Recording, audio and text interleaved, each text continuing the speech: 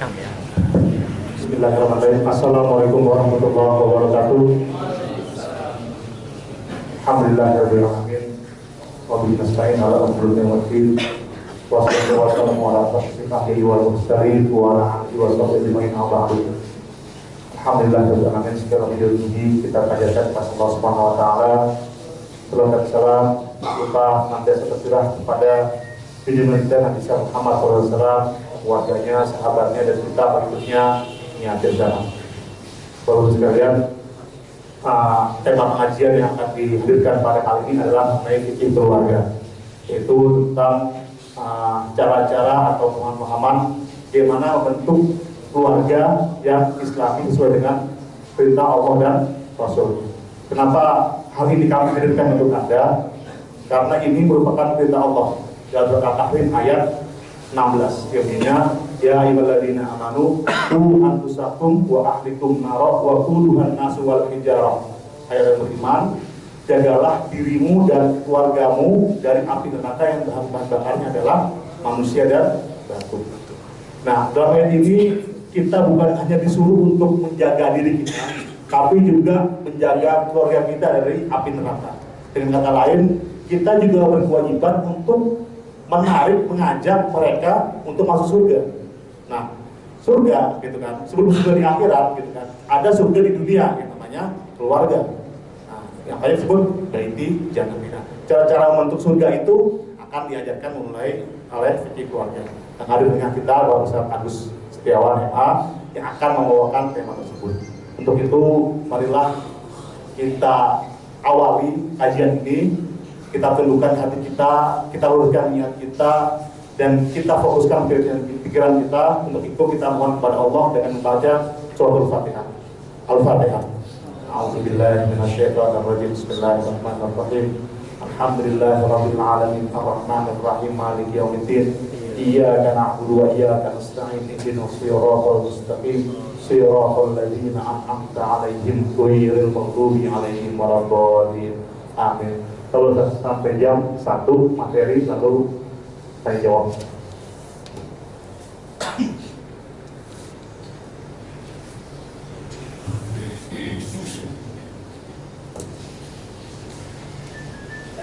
Bismillahirrahmanirrahim. Assalamualaikum warahmatullahi wabarakatuh. Innal hamdalillah nahmaduhu wa nasta'inuhu wa nastaghfiruh wa nastahdihi wa natubu ilaih wa na'udzu billahi min shururi anfusina wa sayyiati a'malina may yahdihillahu fala mudilla lahu wa may yudlil falan tajida lahu waliyyan mursyida. Nashhadu an la ilaha illallah wa nashhadu anna Muhammadan 'abduhu wa rasuluh. Allahumma salli wa sallim wa barik ala nabiyyina Muhammad wa ala alihi wa sahbihi wa man sara ala nahjihi wa istanna bi sunnatihi ila yaumiddin. Qala Allah azza wa jalla fi kitabihil karim, a'udzu billahi minasy syaithanir rajim, walladzina amanu wattaba'athum dzurriyyatuhum biiman alhaqna bihim dzurriyyatahum. Shadaqallahul azim. Hadirin hadirat ikhwatal iman rahimakumullah. Tiada kata yang pantas kita lantunkan di siang hari ini melainkan syukur. Alhamdulillah. Betapa sayangnya Allah Subhanahu wa taala kepada diri kita. Allah Subhanahu wa taala tiada pernah henti memberikan nikmat kepada kita. Buya Hamka pernah mengatakan, berbahagialah mereka yang mengenal Allah, Raja di atas segala raja dan Tuhan semua manusia, yang tidak pernah membalas kelakuan hambanya dengan memutuskan rizki dan nikmatnya kepada sang hamba. Padahal kalau kita lihat, masih banyak kekurangan dan kealpaan kita kepada Allah Subhanahu wa ta'ala. Tapi Allah Subhanahu wa ta'ala tidak pernah memutus nikmatnya kepada kita. Karena itulah, bapak-bapak, ibu-ibu, hadirin hadirat yang dirahmati Allah, begitu banyaknya nikmat yang Allah karuniakan kepada kita, sampai-sampai kalau kita bermaksud menghitung nikmat yang Allah beri kepada kita, maka kita tidak akan sanggup untuk menghitungnya. Tapi memang Allah tidak meminta kepada kita untuk menghitung nikmatnya. Yang Allah minta kepada kita adalah mensyukuri nikmatnya. Salawat teriring salam semoga tercurah kepada panutan kita Nabi Muhammad SAW, yang sungguh kita harapkan mudah-mudahan dengan berkumpulnya kita di majelis ini, tiada hal yang mengumpulkan kita melainkan zikir dan mengingat Allah Subhanahu wa taala. Mudah-mudahan majelis kita ini adalah majelis yang dikatakan sebagai taman surga Allah Subhanahu wa taala di dunia. Amin ya rabbal alamin. Hadirin hadirat ikhwatal iman rahimakumullah. Umar bin Abdul Aziz pernah mengungkapkan sebuah kalimat yang mana beliau mengatakan, jika ada surga di dunia, maka itu adalah keluarga yang sakinah. Dan jika ada neraka di dunia, maka itu adalah keluarga yang berantakan. Tidak berlebihan beliau mengatakan hal itu. Kita merasakan ketika suasana rumah tangga kita begitu menyenangkan, hampir-hampir rasa letih yang kita alami tidak kita rasakan. Ketika rumah tangga begitu harmonis, rasa capek, letih setelah kita bekerja seharian seolah-olah sirna ketika melihat betapa solehahnya istri kita, betapa solehnya suami kita, betapa lucunya anak-anak kita. Namun kebalikannya, waliyadzubillah, kita saksikan beberapa orang ketika rumah tangganya berantakan, maka bagaikan neraka sebelum neraka yang sesungguhnya. Karena itulah hadirin ikhwatal iman rahimakumullah, topik pada fikih keluarga bagian pertama ini sebenarnya, yaitu hadirin ikhwatal iman rahimakumullah, keluarga sakinah adalah surga sebelum surga yang sesungguhnya. Hadirin ikhwatal iman rahimakumullah, ada beberapa poin yang akan kita bahas pada kesempatan siang hari ini. Yang pertama adalah rumah dalam Al-Quran. Yang kedua, hadirin ikhwatal iman rahimakumullah, hak bersama suami dengan istri. Yang ketiga, hati-hati, ada rancau dan gangguan dalam rumah tangga. Dan yang keempat adalah bagaimana menjaga penampilan di hadapan pasangan. Dan yang terakhir adalah menghindari kebosanan dalam rumah tangga. Kalau waktunya memungkinkan kita akan bahas semuanya. Kalau tidak, maka kita akan cukupkan sampai di mana kita selesai nanti jam 1. Hadirin ikhwatal iman rahimakumullah, dalam Al-Quran Allah Subhanahu wa ta'ala menyebutkan dua kata untuk makna rumah. Yang pertama adalah baitun, dan itu Allah Subhanahu wa ta'ala sebutkan untuk sarang laba-laba. Dan yang kedua Allah sebutkan dengan kata-kata maskanun, dan itu Allah sebutkan adalah hadirin ikhwatal iman untuk sarang ataupun rumah semut. Hadirin ikhwatal iman rahimakumullah, berkaitan dengan baitun berasal dari kata-kata bata yabitu, yang artinya adalah tempat bermalam. Karena itu pada tanggal 9 Dzulhijjah, para jemaah haji yang berada di Padang Arafah, mereka diminta untuk keluar dari Padang Arafah dan menuju ke Bukit Muzdalifah. Di Muzdalifah inilah mereka akan bermalam sampai waktu subuh, yang sunnahnya demikian. Sholat subuh di Muzdalifah, baru kemudian mereka menuju ke Mina ataupun mereka menuju ke Masjidil Haram untuk melaksanakan sholat Id. Nah, bermalamnya di Muzdalifah itulah yang kita kenal dengan mabit di Muzdalifah. Jadi hadirin ikhwatal iman rahimakumullah, baitun adalah tempat bermalam. Yang menarik adalah Allah Subhanahu wa ta'ala berfirman berkaitan rumah dengan kata-kata baitun dalam surat Al-Ankabut ayat 41 ini adalah a'udzubillahi minasyaitonir rajim, wa inna auhanal buyut labaitul ankabut law kanu ya'lamun. Dan selemah-lemahnya rumah adalah rumah laba-laba kalau mereka mengetahui. Hadirin ikhwatal iman rahimakumullah, kalau kita lihat sepintas, sarang laba-laba itu terlihat begitu kokohnya. Bahkan hewan yang dimangsa oleh laba-laba ketika terjatuh ke sarang ini tidak mengoyakkan daripada rumah tersebut, tidak merobek daripada sarang laba-laba. Desainnya juga begitu rapi.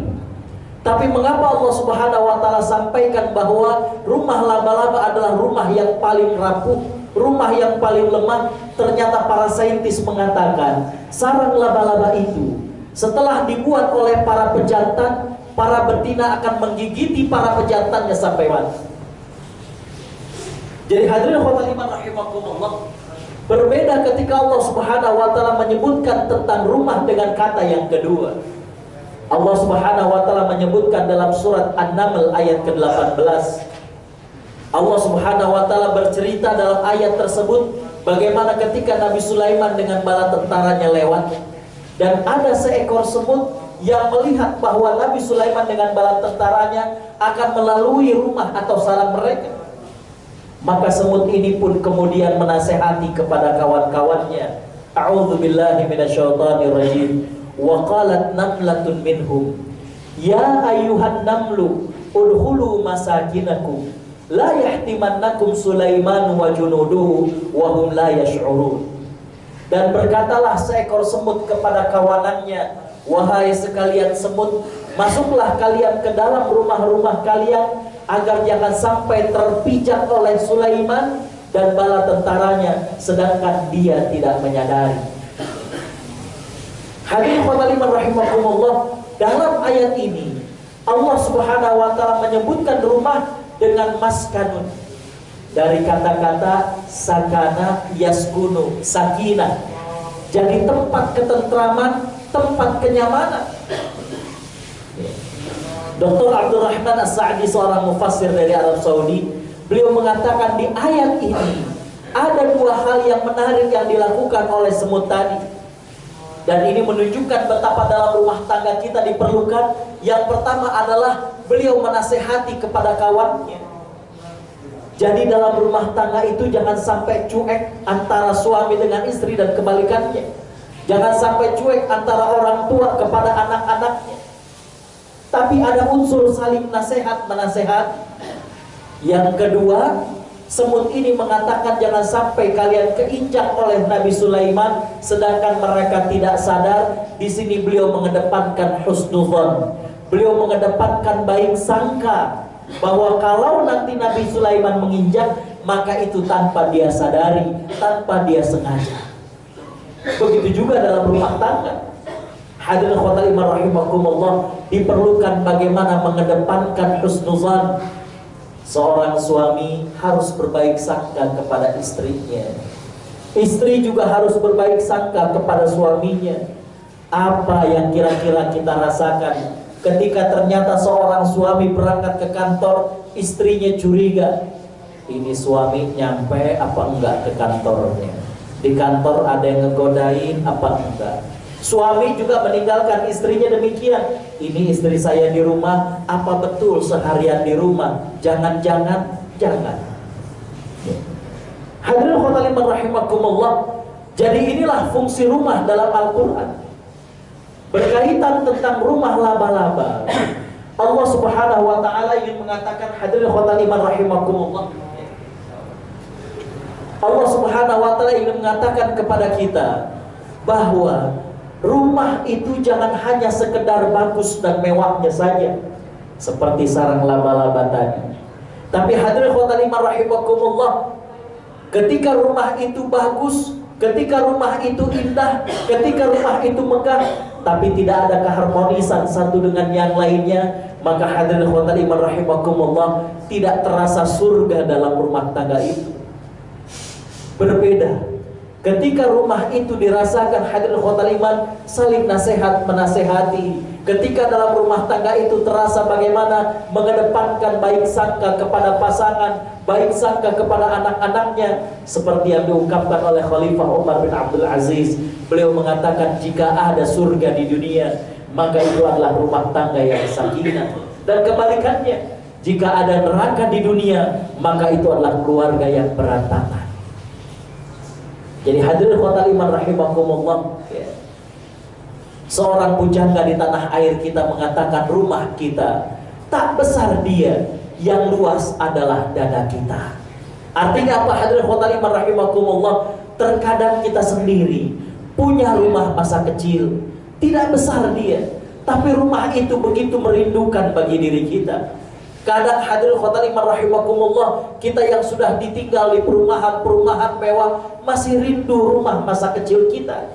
Di mana di rumah itu hadirin khotal iman rahimakumullah, kita dapatkan suatu malam orang tua kita tengah bermunajat kepada Allah Subhanahu wa taala.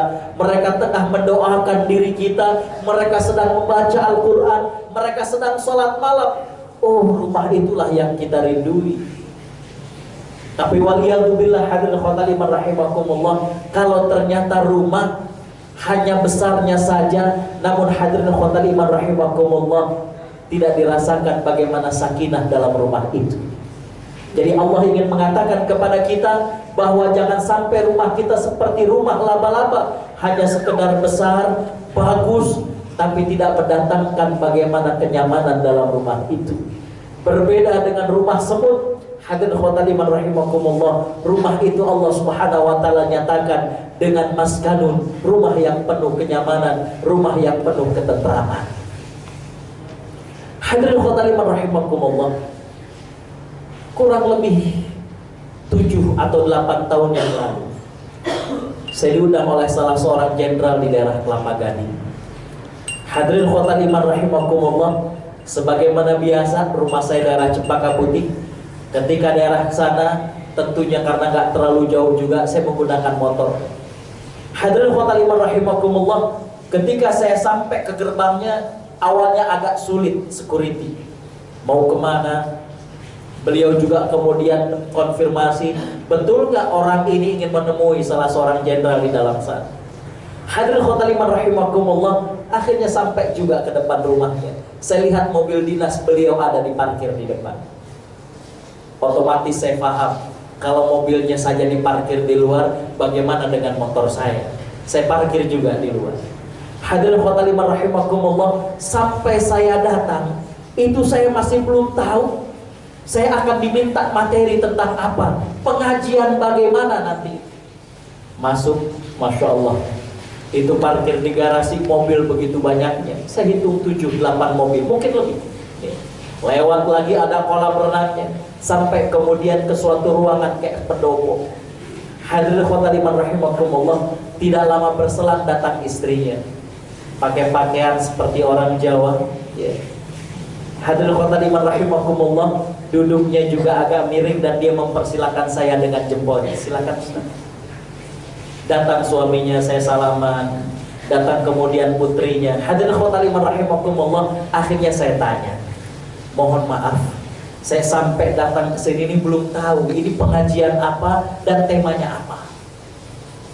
Si ibu kemudian mengatakan, ya Ustadz, sebenarnya sih acara keluarga saja, tapi yang pastinya kami ini, terutama Bapak, minta diajarkan, kira-kira ada doa khusus nggak biar Bapak ini tempatnya bisa lebih baik kerjanya. Innalillahi.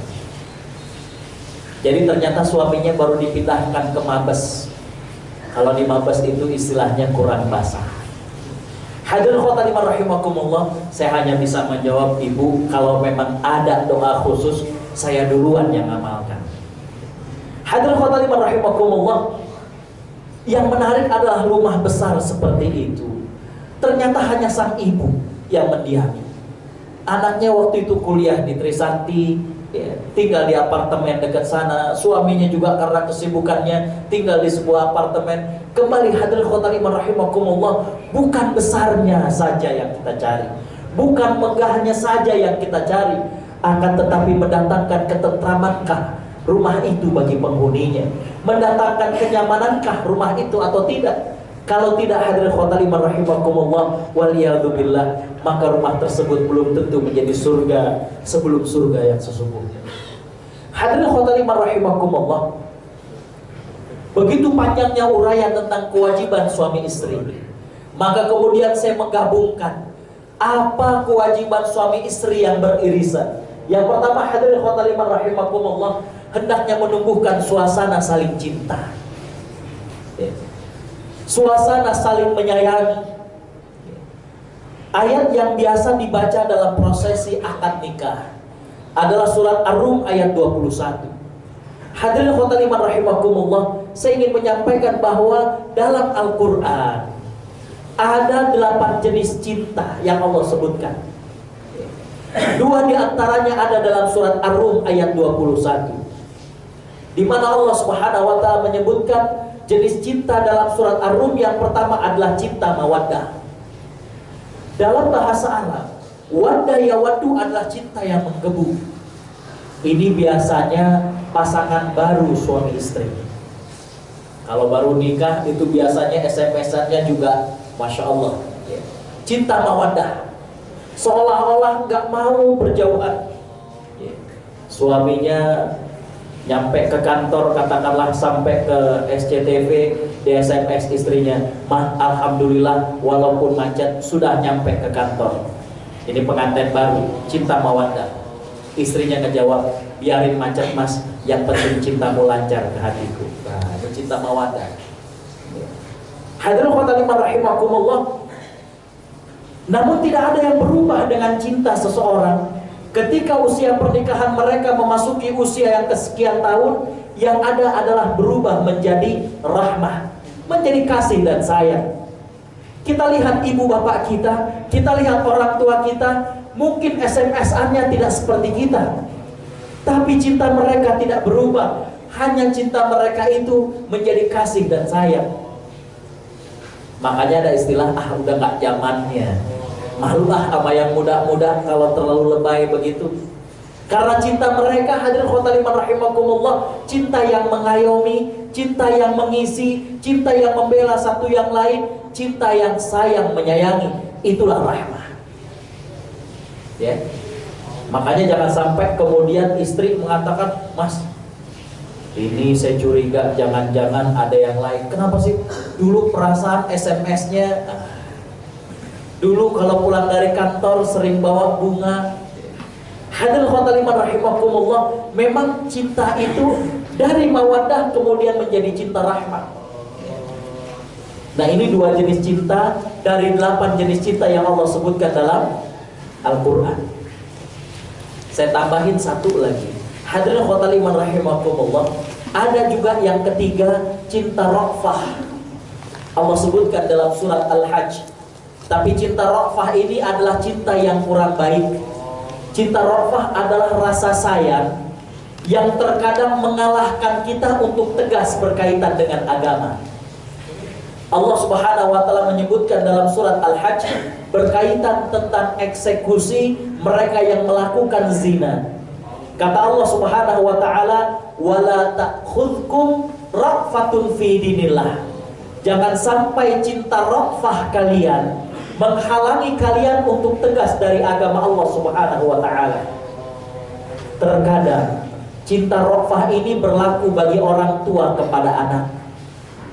Saya ulangi lagi, Allah mengatakan cinta ra'fah ini gak bagus.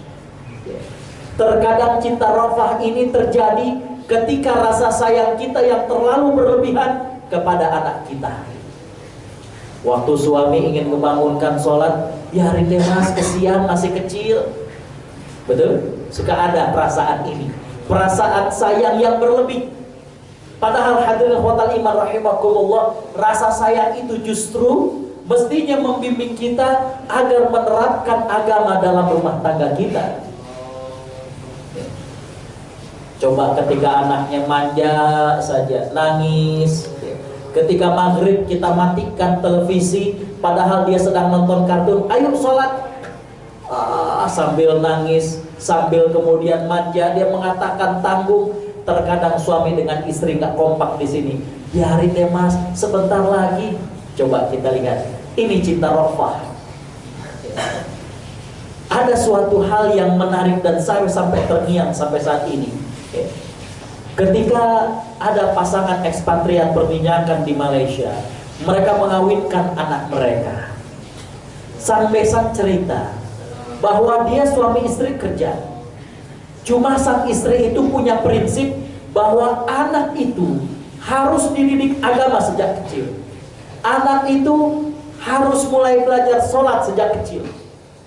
Jadi dari anaknya itu masih kecil, ayahnya itu sudah ngebangunin untuk sholat, walaupun itu sholat subuh. Ibu ini cerita, Dulu ketika anaknya masih kecil dibangunkan untuk sholat subuh, sebagaimana anak kita nangis. Kadang ayahnya waktu sujud, dia ikut sujud, ayahnya bangkit, dia nggak bangkit lagi. Ya. Hadirin khotbah iman rahimakumullah. Tapi ada satu kalimat dari sang ibu yang sampai sekarang saya masih terngiang. Beliau mengatakan, Ustadz, ibu-ibu, bapak-bapak, kami punya prinsip. Lebih baik anak kami waktu kecil kami bangunkan untuk sholat dan dia menangis, daripada nanti dia besar kami ajak untuk sholat, kaminya yang menangis. Artinya apa? Kalau sudah besar dan gak biasa sholat, kita ajak sholat, kitanya yang nangis. Ya Allah, pegel bener. Ya Allah mas, sholat dong. Ya. Jadi mendingan waktu kecil kita ajak sholat, dia yang menangis, daripada nanti sudah besar kita ngajak sholat, kitanya yang menangis. Itu cinta rofah. Ya. Kita bukan sedang mengkaji itu, tapi hadirin khotbah rahimakumullah, kewajiban suami istri yang pertama adalah menjaga cinta kasih di antara mereka. Yang kedua, hadirin khotbah rahimakumullah, hendaklah saling mempercayai, ya. Hendaklah saling memahami satu dengan yang lain. Ya. Hadirin khotbah rahimakumullah, ya. Hubungan suami istri yang Allah sebutkan dalam surat An-Nisa adalah bagaimana mempergauli satu dengan yang lainnya bil ma'ruf. A'udzubillahi minasyaitonirrajim. Wa 'ashiruhunna bil ma'ruf. Dan pergaulilah istrimu dengan ma'ruf, dengan cara yang baik. Kita saling percaya, kita saling memahami. Hadirin khotbah rahimakumullah, kalau kita tidak saling percaya, apa jadinya? Coba mohon maaf para suami yang hadir di sini pulang kemudian handphonenya diperiksa-periksain, ada rasa tidak nyaman di hati kita. Ini siapa nih mas SMS-nya begini? Ini siapa nih mas komentar di Facebooknya begini? Kita kurang nyaman. Hadirin khotbah rahimakumullah. Begitu juga seorang suami, dia mesti mempercayakan kepada istrinya. Nah hadirin khotbah rahimakumullah, tapi bukan saja saling percaya, tapi juga saling memahami. Hadirin khotbah rahimakumullah, apa yang perlu saling difahami? Yang pertama adalah memahami kekurangan satu dengan yang lainnya. Tidak ada yang sempurna. Ya. Seorang tabi'in Al-Qadhi Iyad, beliau mengatakan, hadirin khotbah rahimakumullah, man talaba akhan bila aibin baqiya bila akhir. Seseorang yang mencari pasangan tanpa ada celah, maka dia akan kekal dalam sendirian. Tidak ada yang sempurna. Ya. Tidak ada yang sempurna. Orang kalau nyari yang sempurna, maka dia akan kekal dalam kesendirian. Ya. Cuma kekurangan-kekurangan itu, apakah menyentuh hal yang berkaitan dengan agama ataukah tidak? Kalau sepanjang kekurangan sifat, ya, ataupun kekurangan perbedaan hobi dengan yang lainnya, hadirin khotbah rahimakumullah, Al-Quran menggambarkan bahwa antara suami dengan istri itu mestinya bagaikan pakaian. A'udzubillahi minasyaitonirrajim. Hunna libasun lakum wa antum libasun lahun. Kalian adalah pakaian bagi mereka dan mereka adalah pakaian bagi kalian. Kalau pakaian ini fungsinya adalah menutupi aurat, maka mestinya suami istri menutupi kekurangan satu dengan yang lainnya. Yang kedua, selain memahami kekurangan, memahami perbedaan hakikat Allah menciptakan. Laki-laki dengan perempuan memang beda. Banyak sekali perbedaannya. Lagi-lagi para saintis mengatakan, contoh saja cara bekerja otak laki-laki dengan perempuan itu beda. Para pakar otak mengatakan cara bekerjanya otak laki-laki itu bagaikan bor ke dalam. Kalau cara bekerja otak perempuan bagaikan bor keluar. Saya nggak tahu mana yang sentrifugal, mana yang sentripetal. Saya nggak tahu, saya lupa. Tapi hadirin khotbah rahimakumullah, maksudnya adalah kalau perempuan ketika ada masalah itu bagaikan bor keluar. Artinya apa? Jarang yang tahan untuk dipendam sendirian. Biasanya dia akan cepat berbagi pada orang lain. Baru nyampe di kantor, jam tahu nggak teman kita udah ngomong Kalau kata orang Jakarta mah ember. Tapi berbeda dengan laki-laki. Laki-laki cara berpikirnya bagaikan bor ke dalam. Ketika seorang laki-laki menghadapi masalah di kantor, masalah rumah tangga, mereka akan cenderung introvert. Mereka akan cenderung ingin sendirian, sampai kemudian mereka akan mengira-ngira, kira-kira masalah ini solusinya bagaimana. Ini yang kadang kurang matching. Seorang istri yang menjadi ibu rumah tangga, dia dari pagi sampai sore menanti sang suami, udah ngarang cerita tuh Pak. Cerita ini kalau diceritakan sama Habibur Rahman bisa jadi novel. Pagi dia mau cerita, anak tadi itu dijemput sama antar jemput bagaimana, itu nanti pas pulang bagaimana, dia tadi ikut pengajian bagaimana, wah itu udah dia karang. Jadi hadirin khotimah rahimakumullah, ternyata suaminya pulang kantor ada sedikit masalah, jadi cenderung introvert, kan gak nyambung nih. Ketika istri ngebukakan pintu rumah, istri langsung, mas tahu gak tadi suami lagi pengen sendirian. Maka suami ngejawab, apa sih mah? Duit belanja kurang. Nah, cerita yang dikarang tuh hilang tuh Pak. Kalau kemudian istri bilang, mas tunggu dulu, kata Ustadz Agus juga suami itu mesti dengerin dulu. Ya udah deh dengerin. Wah, istri begitu semangatnya cerita, nggak lama kemudian yang dia denger, ya dia tidur suami. Nggak nyambung. Suami ketika ada masalah cenderung introvert, cenderung pengen diem. Ada SMS kerjaan dari kantor, saat lagi dua dengan istri, mungkin SMS-nya ada sedikit masalah, suami cenderung introvert, istri lagi cerita.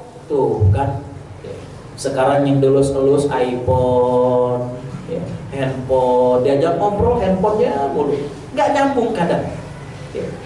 Jadi termasuk di antara kewajiban suami istri, selain memahami kekurangan, memahami hadirin khotimah rahimakumullah, perbedaan fisiologi, perbedaan cara Allah membentuk manusia, perbedaan cara kerja akal dan lain sebagainya. Kadang kita baru semalam ngobrolin, kira-kira lebaran kita pulang gak nih ya, tiket kereta udah habis, pagi kita ke kantor, mas mau pulang kampung nih, kata siapa? Itu istrinya udah update status, Masya Allah. Malam baru diobrolin, pagi istri udah update status, wah aku bakalan pulang kampung segala macam. Kalau wanita, cara berpikirnya bagaikan bor keluar. Kalau laki-laki kebalikannya. Makanya kita perlu saling memahami antara suami dengan istri. Yang ketiga, hadirin khotimah rahimakumullah, menghiasi pergaulan dengan harmonis tadi sudah. Yang keempat, saling nasihat menasehati. Kata Nabi SAW dalam hadis yang diriwayatkan oleh Imam Bukhari dengan Imam Muslim, rahimallahu ra'an qama minal lail fa ayqaza ahlah fa in abat rasya fi wajhiha ma. Allah merahmati seorang suami yang dia bangun tengah malam, maka kemudian dia bangunkan istrinya. Kalau istrinya enggan, maka kemudian dipercikan air agar terbangun. Ingat, rosya itu dipercikan, bukan disebor. Kalau disebor tuh nggak jadi sholat malam, malah jadi berantem. Dan kebalikannya, rahimallahu ra'atan, Allah juga merahmati seorang istri. Dia bangun tengah malam untuk sholat, maka dia bangunkan suaminya. Kalau suaminya enggan, lagi-lagi kemudian dipercikan air agar suaminya terbangun. Mengapa Nabi SAW menyebutkan suami dan istri ini? Karena tingkat semangat beribadah itu bisa fluktuatif. Bisa jadi hari ini yang semangat sang suami, besok yang semangat seorang istri. Coba ketika kita mau sedekah, kadang kata istri, jangan deh mas, coba bulan 6 ini anak naik-naikan kelas, bulan Juni kita Ramadan mau lebaran ya. Jadi kadang ada yang semangat suami, istri ngerem. Ada yang istri semangat, suaminya enggak. Maka yang terbaik adalah saling nasihat menasehati. Inilah kewajiban suami istri. Hadirin khotimah rahimakumullah. Nah, ini ranjau-ranjau dalam rumah tangga. Yang pertama adalah ekonomi. Yang kedua, Masya Allah hati-hati, adanya orang ketiga. Yang ketiga adalah kesalahan komunikasi. Yang keempat adalah adanya kekerasan dalam rumah tangga. Kita masuk yang pertama, hadirin khotimah rahimakumullah. Saya mengungkapkan di sini bahwa rumah tangga yang harmonis, adalah impian kita semuanya. Tapi keharmonisan rumah tangga itu perlu usaha. Keharmonisan rumah tangga itu perlu proses, perlu untuk kita wujudkan. Tidak seperti kita membalikan telapak tangan yang kemudian, saya pengen rumah tangga saya harmonis.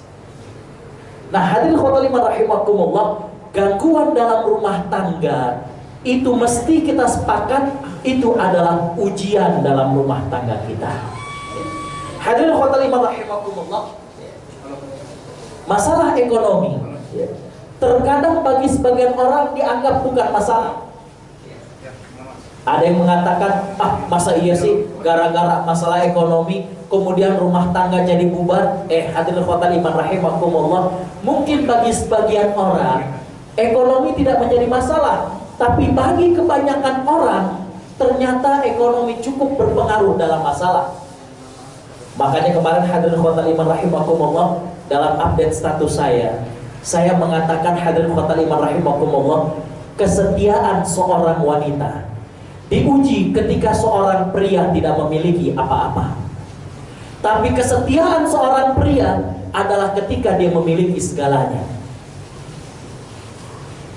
Saya pahami. Kesetiaan seorang wanita diuji ketika seorang laki-laki tidak memiliki apa-apa. Tapi kesetiaan seorang laki-laki adalah ketika dia memiliki segalanya. Kadang lupa kalau sudah punya segalanya. Hadirin khotimah rahimakumullah, saya pernah di Malaysia ambil S3 di sana. Saya pernah kuliah di Mesir dan juga sering berangkat haji. Hadirin khotimah rahimakumullah, kalau kita tanya para tenaga kerja, mengapa mereka bekerja sampai ke luar negeri, rata-rata adalah masalah ekonomi. Tapi sebenarnya mereka bekerja di luar negeri itu bukan langsung menyelesaikan masalah. Banyak juga masalah yang timbul. Suami yang ditinggal di tanah air, hadirin khotimah rahimakumullah, terkadang terganggu. Ini istri saya di luar negeri, betul nggak mereka hanya kerja saja? Istri yang di sana bekerja mati-matian, tiap bulan kirim uangnya, ternyata sang suaminya menggunakan uang itu dengan tidak amanah. Jadi masalah ekonomi ternyata bisa menjadi pemicu bagi gangguan rumah tangga. Ada beberapa masalah rumah tangga saya sebutkan. Yang pertama, nggak kreatif. Mungkin bapak-bapak yang sudah di sini bekerja nggak ada masalah, tapi banyak yang menjadi faktor ekonomi, faktor masalah ekonomi adalah karena nggak ada kreativitas. Coba kalau mereka kemudian kreatif, masya Allah. Atau yang kedua, malas berusaha. Wah, kalau udah malas repot. Kita lihat hadirin khotimah rahimakumullah, tadinya kalau kita motor, ngojek udah banyak. Tapi kita lihat orang karena kreatif, dia punya motor, dia bisa narik odong-odong sekarang. Muter itu 4.000 saya tanyain. Ya muter sekitar berapa ratus meter keliling. Jadi kalau kreatif ternyata menghasilkan uang. Tadi pagi baru cerita ada seseorang, mereka membina mu'alaf di daerah Cianjur. Kalau ada yang tahu daerah Ciranjang tapi agak ke dalam, itu tanpa kita sadari ternyata mayoritas itu Kristen. Dan mereka hadirin khotimah rahimakumullah, rata-rata orang tidak mampu. Jadi kawan saya ini membuat program bagaimana para mu'alaf ini diberdayakan ekonominya. Bisa juga kalau memang di sini ada program ekonomi. Mereka dibikin 10 sampai 15 orang dikumpulkan. Mereka dikasih modal, mereka berusaha untuk hadirin khotimah rahimakumullah nanam atau budidaya daripada jamur. Masya Allah hadirin khotimah, per hari itu sekarang mereka sudah bisa panen. Setiap kelompok itu bisa sekitar 20-25 kilo. Itu sementara ini mereka hanya sekedar kalau panen dijual. Padahal kalau kemudian dijadikan kan sekarang ada jamur crispy dan lain sebagainya. Jadi intinya adalah hadirin khotimah rahimakumullah, di antara sebab masalah ekonomi adalah nggak kreatif, malas berusaha, mudah putus asa. Nah ini juga repot.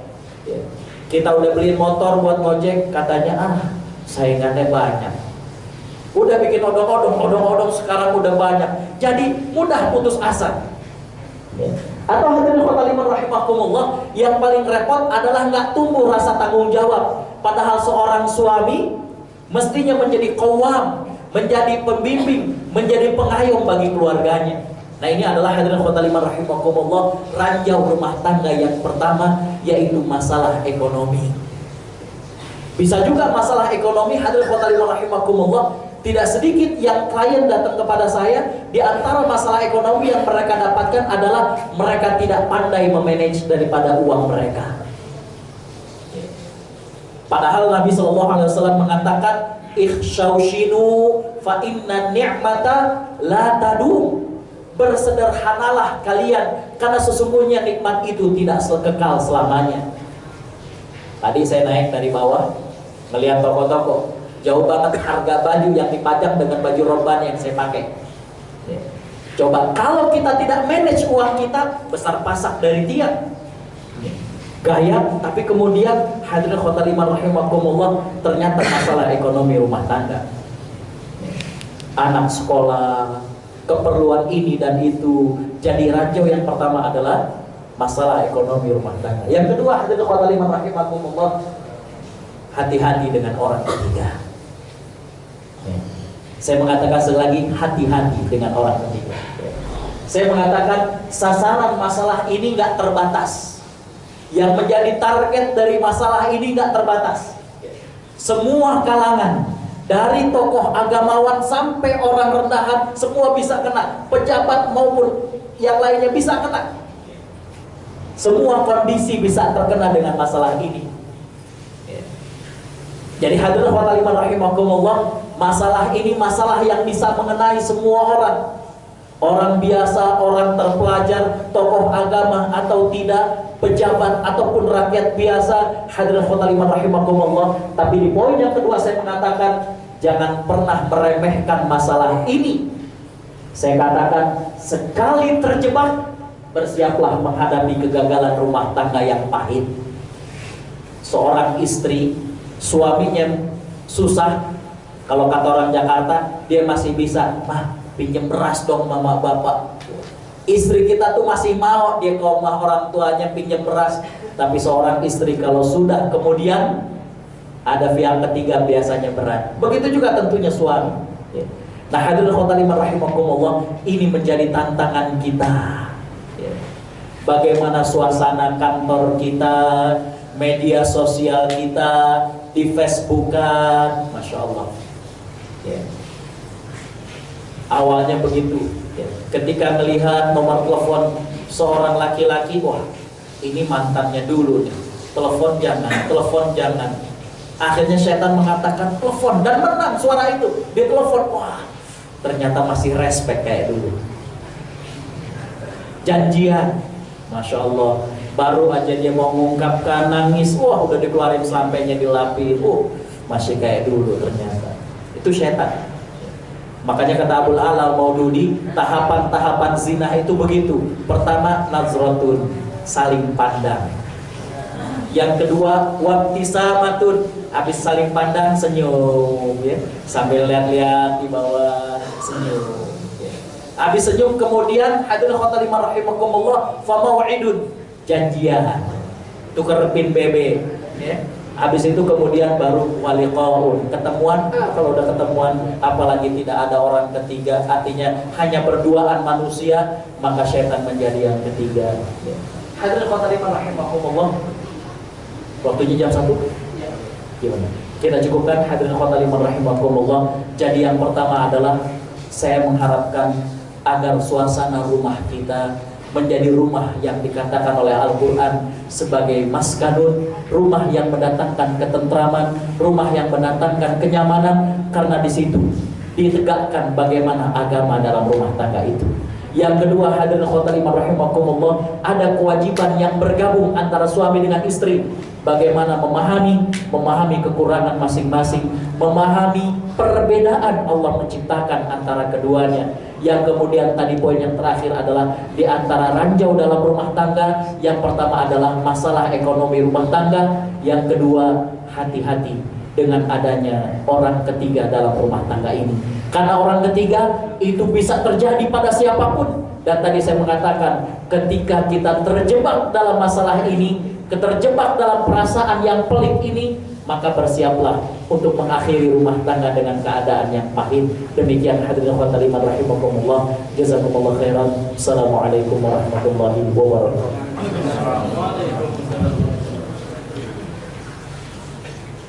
Baik, teman sekalian, sebelum kita masuk ke sesi diskusi tanya jawab, infak yang diperoleh pada hari ini sekitar Rp180.000, alhamdulillah. Kemudian 3 bapak ibu sekalian ingin mengingat kembali acara kita ini, kajian ini dapat dilihat di YouTube channel SCTV. Untuk audio MP3-nya dapat dilihat, dapat di-download di mt.sctv.co.id. Nah, kemudian ibu sekalian mungkin ada yang mau ditanyakan atau diskusikan dari pengalaman pribadi atau sebagainya, mungkin ada.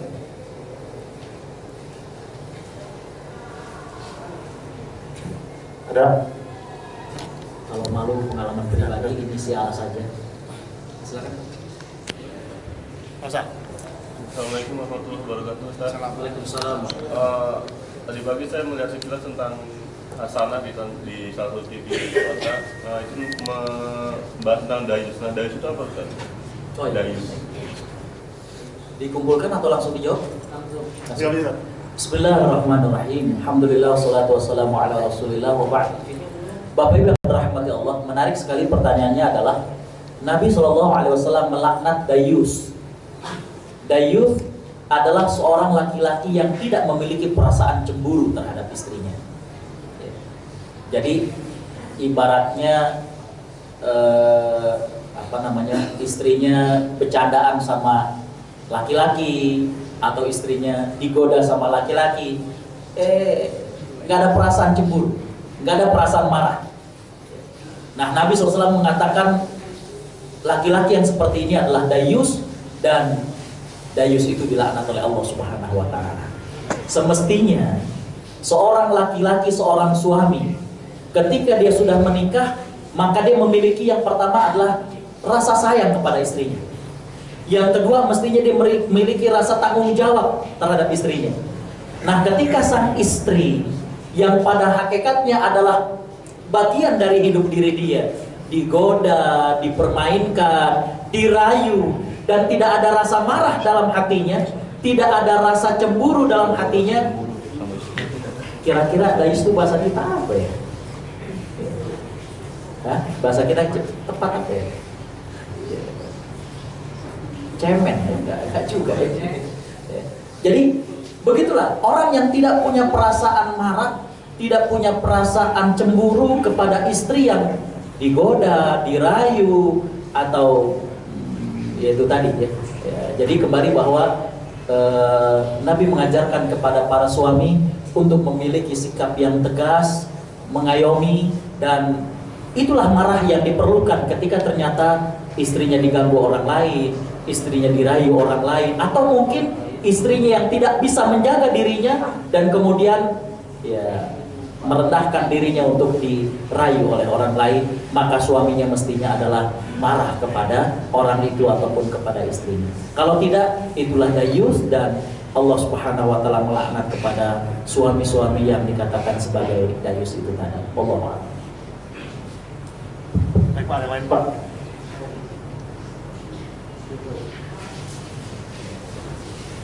Kalau nggak ada, lanjut dulu.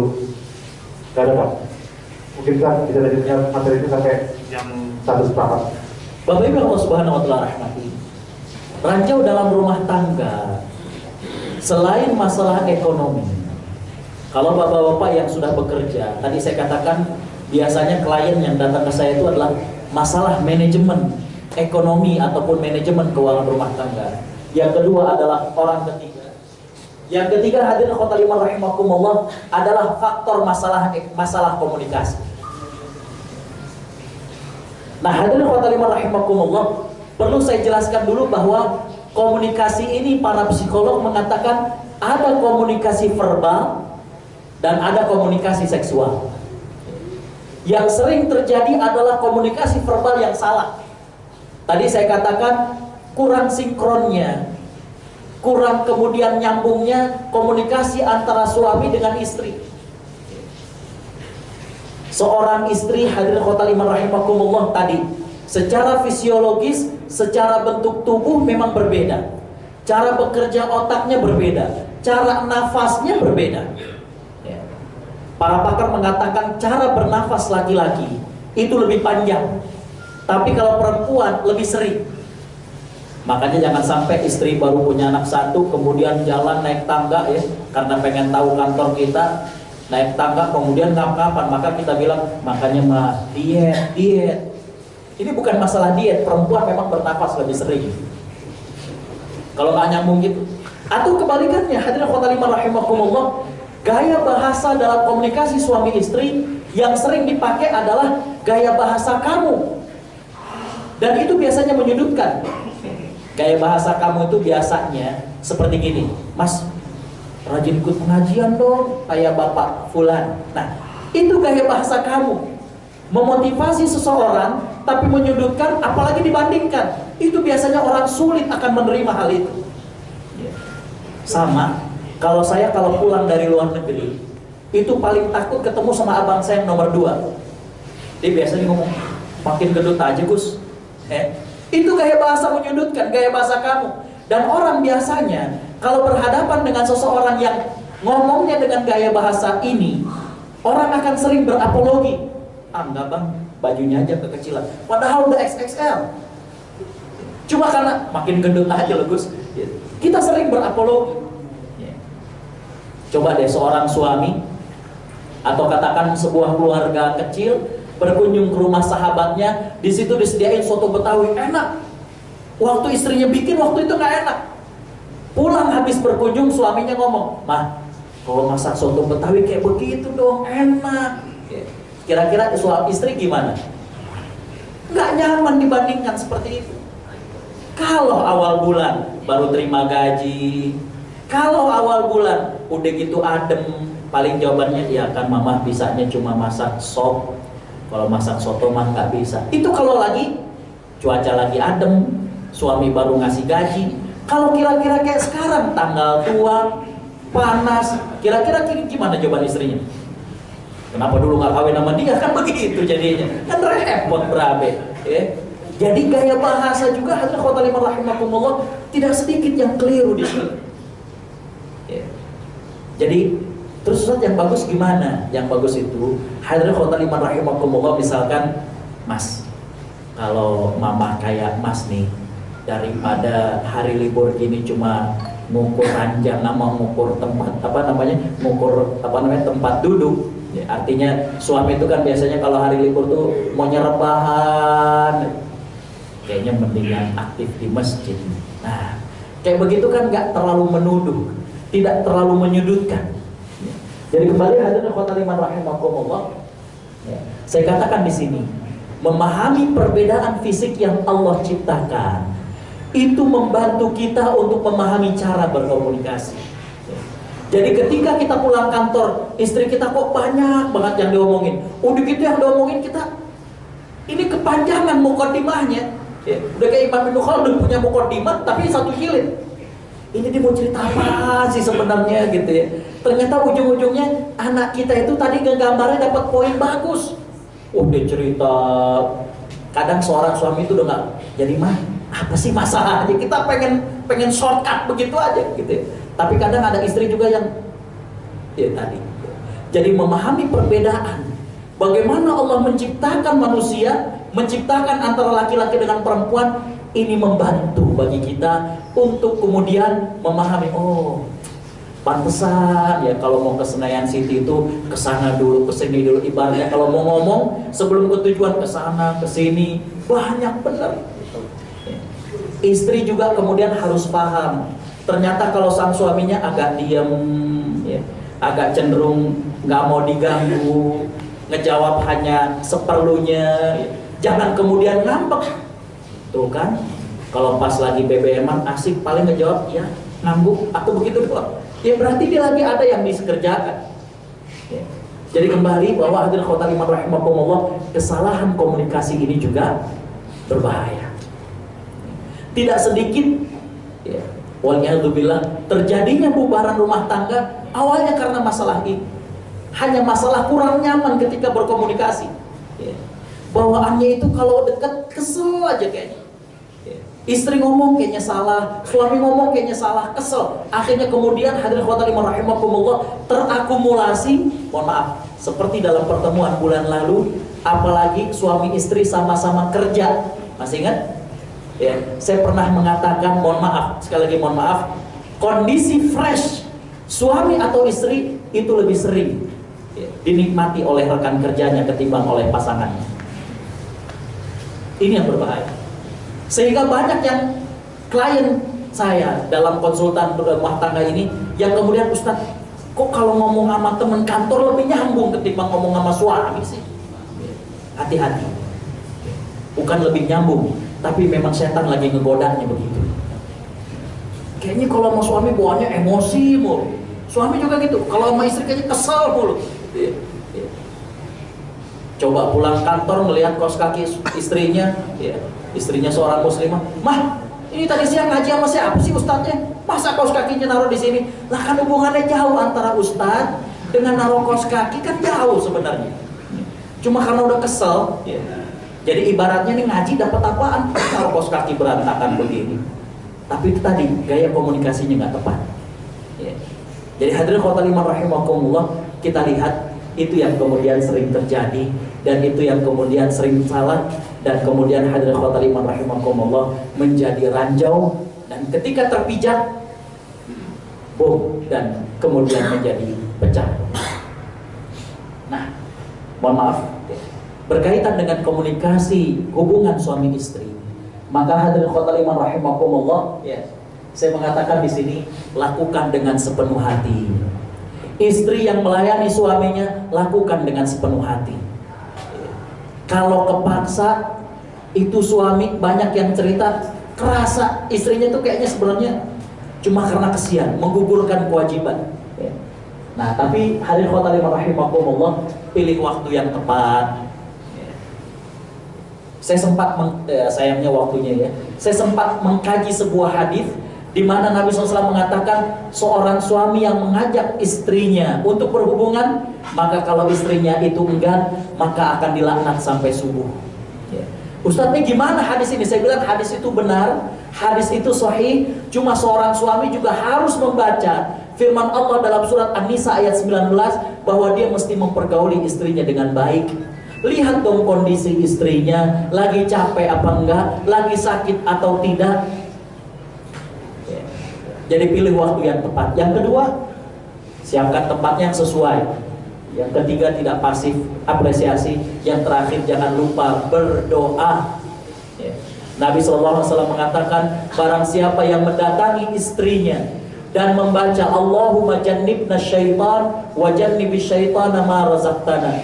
Ya Allah, jauhkanlah kami dari syaitan dan jauhkanlah syaitan dari apa yang akan kau rizkikan. Artinya kepada anak nanti akan terlahir. Kata Nabi SAW, kalau memang dari hasil hubungan itu terlahir anak, la yamassuhu syaitan, syaitan akan susah untuk menggoda anak itu.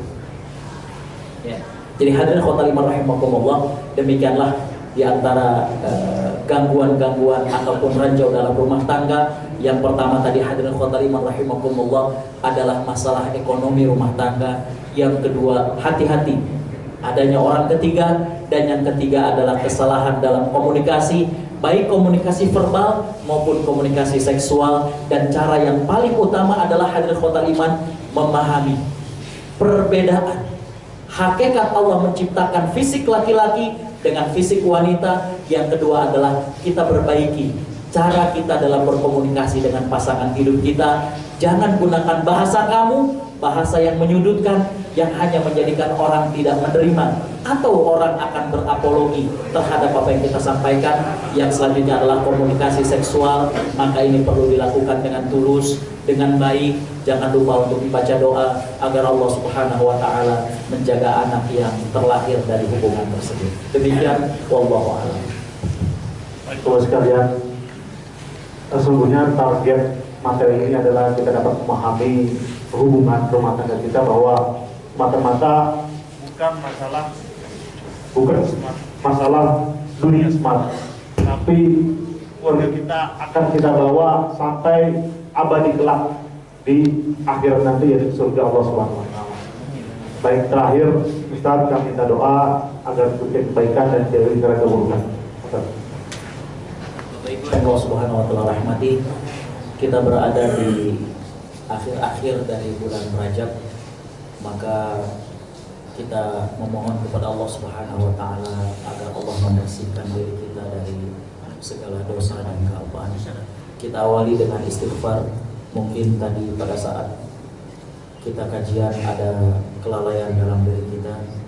Astaghfirullahaladzim, Astaghfirullahaladzim, Astaghfirullahaladzim. Bismillahirrahmanirrahim. Alhamdulillahirabbil alamin. Hamdan yuwafi ni'amahu wa yukafi'u mazidah. Ya Rabbana lakal hamdu kama yanbaghi li jalali wajhika wa 'azimi sultanik. Allahumma salli ala Muhammad wa ala alihi wa sahbihi ajma'in. Allahumma ighfir lana dhunubana wa israfana fi amrina wa thabbit aqdamana wansurna 'ala al-qaumil kafirin. Allahumma ighfir lana ma qaddamna wa ma akharna wa ma anta a'lamu bihi minna. Anta rabbul mustaqdamin wa anta rabbul mustakhirin. Allahumma ighfir lana wa liwalidina warhamhum kama rabbayana shighara. Rabbana hab lana min azwajina wa dhurriyyatina qurrata a'yun waj'alna lil muttaqina imama. Allahumma ij'al auladana salihin. Allahumma ij'al auladana min huffazil Qur'an alladhi huwa ahluka wa khassatuka ya arhamar rahimin. Rabbana atina fid dunya hasanah wa fil akhirati hasanah wa qina adzaban nar. Rabbana taqabbal minna innaka antas samiul alim wa tub alaina ya maulana innaka antat tawwabur rahim. Subhanaka rabbina rabbil izzati amma yasifun wa salamun alal mursalin walhamdulillahi rabbil alamin. Kalian boleh kita tutup acara dengan bacaan istighfar. Assalamualaikum warahmatullahi wabarakatuh. Waalaikumsalam warahmatullahi.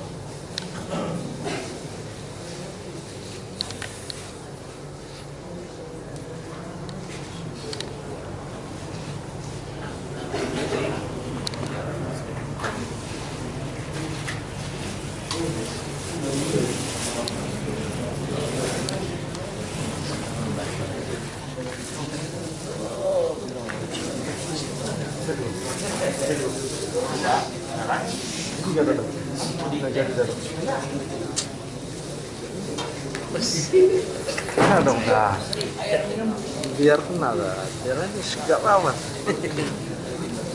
Tembak Pak Munir tuh. Boleh? Lagi bagi BR gitu. Iya.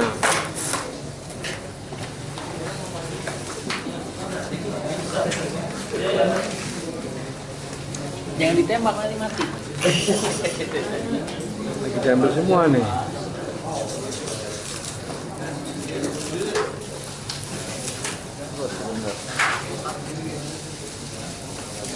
Ya. Ayo, saya kulit. Lagi mana tuh? Nggak kelihatan. Ini ayam tuh kok. Ayam. Harinya ada yang mau. Batal. Apa adanya tuh? Oh batal. Bisa batal Pak. Mau. Gut. Kan ketemu ulang tahun. Pak. Ya.